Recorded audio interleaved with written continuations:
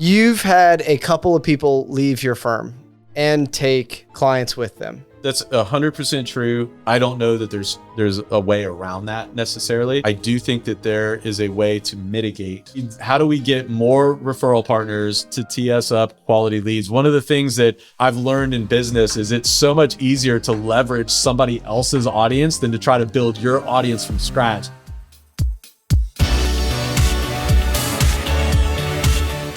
One of the questions that I get asked is, what channel's working the best right now to get consistent, quality, qualified leads in time and time again?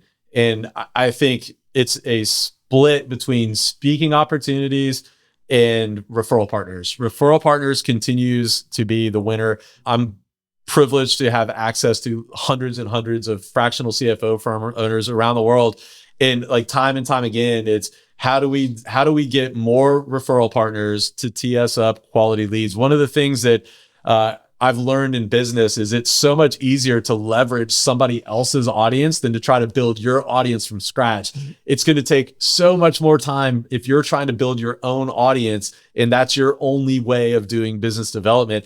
And so the question I'm always asking is, well, who else has a pre-existing audience that I can go and get access to, whether it's directly or indirectly? So let me give you a couple examples, because it doesn't have to be a huge audience. Well, let's say I have 1 hour to do business development, and I have 3 ways that I could invest that hour. And so the first one is I could have a one-to-one call with somebody that might be interested in our CFO services. And so I reach out to you on LinkedIn. I convince you to get on a call.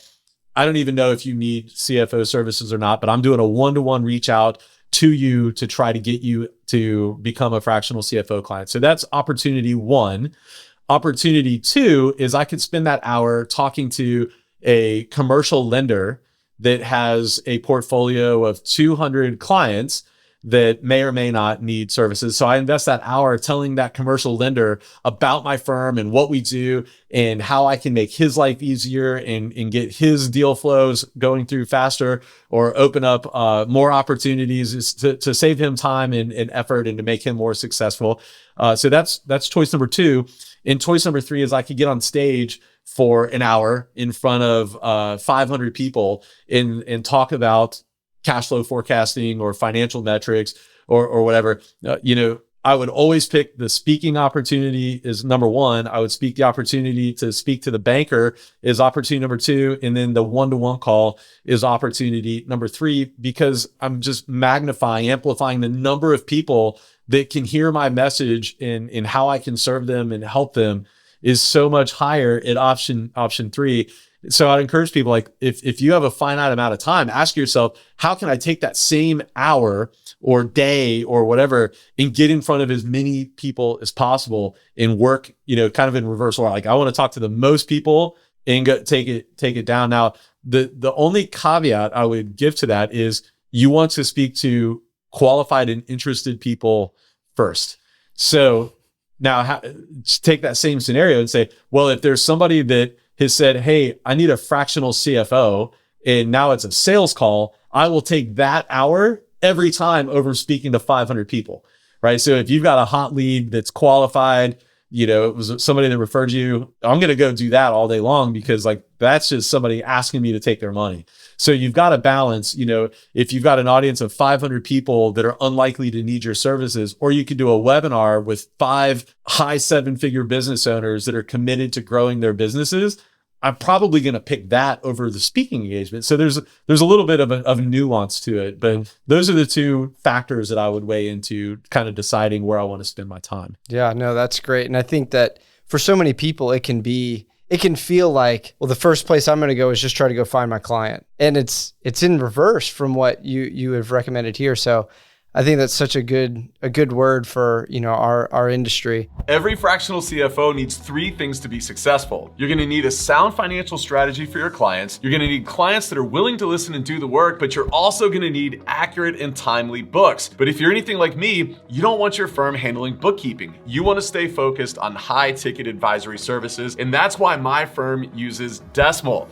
Decimal has built their entire company around providing world-class bookkeeping and financial operations while providing the best customer service and client communications that I've ever seen. Decimal handles everything from bookkeeping to AR and AP to payroll and invoicing. They even take care of taxes. If you value accurate and timely books for your clients, but you don't want to do it in-house, then I highly encourage you to check out Decimal. My firm trusts Decimal for our books, and we refer all of our clients to Decimal as well. Click the link in the description below to learn more. You've had a couple of people leave your firm and take clients with them. How do you plan to overcome that in the future? That's 100% true. So first, let's talk about why it is that it happens.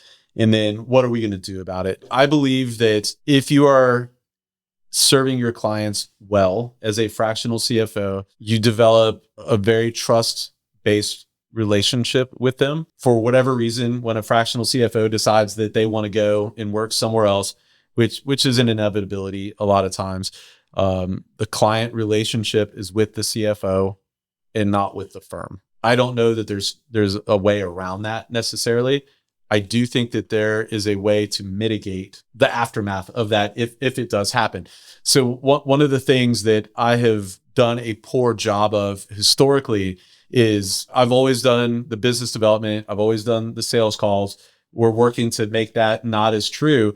But as soon as that sales to operation handoff happens, I have been fully removed, and everyone else from the firm is fully removed with the exception of the fractional CFO. Right. And so, for sometimes years and years and years, 4 years sometimes or more, the only contact the client has had with the firm is that fractional CFO. And I recognize, now in hindsight that is a miss on our part. There's got to be somebody else from the firm that's communicating along the way, not just in the event that the fractional CFO leaves, but gosh, what if they have a medical emergency or a family emergency, or they just want to take some vacation? There's got to be some other touches along the way between the firm, quote unquote, and the client.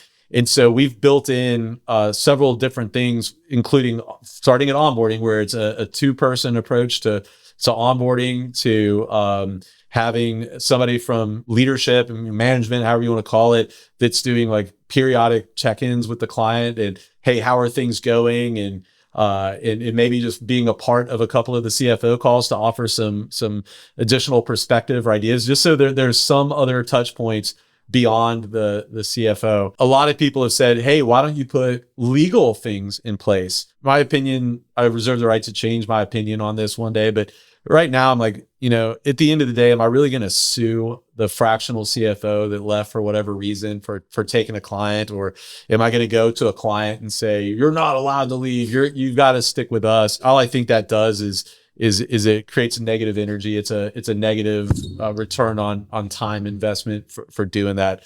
So I think for us, ultimately, the best path forward with that is to have more people involved more often from the firm. Again, it's not just the mitigation on if somebody leaves the company, but it's also vacations and medical emergencies, so that the client knows, hey, there's actually a team back here that's watching out for us, not just one gal or one guy. And so, will that work? Well, it took me 4 years or 5 years to realize the other one was a big mistake.